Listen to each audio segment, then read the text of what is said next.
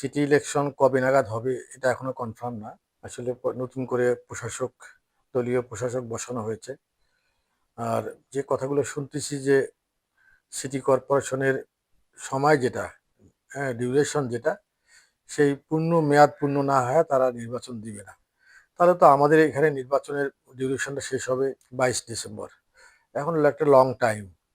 এখন এই নির্বাচনে জাতীয় নির্বাচনের তো একটা ইফেক্ট পড়বেই। হ্যাঁ, তা আমি সেখানে সেই বিষয়ে অরিড না।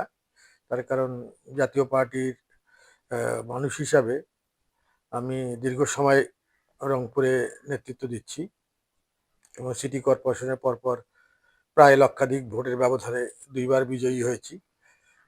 যদি পিসফুল ইলেকশন হয়, তাহলে অবশ্যই আমি যদি আল্লাহর রহমতে আমি মনে করছি যে নির্বাচন করব, সেই নির্বাচনে ইনশাল্লাহ বিজয়ী হওয়ার আস্থা রাখি। তার কারণ রংপুরের মানুষের আহ, যে পালস, রংপুরের মানুষের যে মনের কথা, সেই বিষয়গুলোকে অবশ্যই আমি ওন করি এবং আমি জানি যে তারা আমাকে মন থেকে ভালোবাসে। সেই ভালোবাসার প্রতিফলন ইনশাল্লাহ আগামী নির্বাচনেও ঘটবে, এটা প্রত্যাশা করি। তবে কিছুটা হলেও বিভিন্ন ধরনের রিউমার ছড়ানো হচ্ছে, যে হঠাৎ করে এই আসনটা 42-43 বছর পর সে হঠাৎ করে হাতছাড়া হওয়া। এটা হলো একটা মেটিকুলাস ডিজাইনের একটা অংশ। আমি মনে করি এখানে হতাশ হওয়ার কোনো কারণ নাই। আমরা তো তৃতীয় চতুর্থ সারির দল। হ্যাঁ, কিন্তু এখানে দুইটা প্রধান দল বিএনপি এবং আওয়ামী লীগ।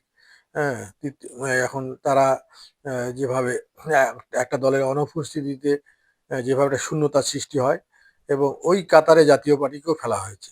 হ্যাঁ, সেক্ষেত্রে আমি মনে করি যে এক সময় রাজনীতিতে তো কোনো স্থবির জায়গা থাকে না। হ্যাঁ, এটা টাইম টু টাইম এটা চেঞ্জ হয়।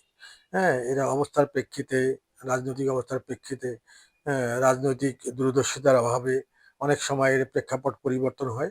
তো আমরা আশা করি যে এটা একটা স্থিতিশীল অবস্থায় আসবে এবং একটা সুষ্ঠু নির্বাচনের ধারা যদি অব্যাহত থাকে, তাহলে ইনশাল্লাহ আগামী সিটি কর্পোরেশন নির্বাচনে আল্লাহ যদি আমাকে সুস্থ রাখে, তাহলে আমি অবশ্যই নির্বাচন করব এবং সেই নির্বাচনে বিজয়ী হওয়ার আমি আশা রাখি ইনশাল্লাহ।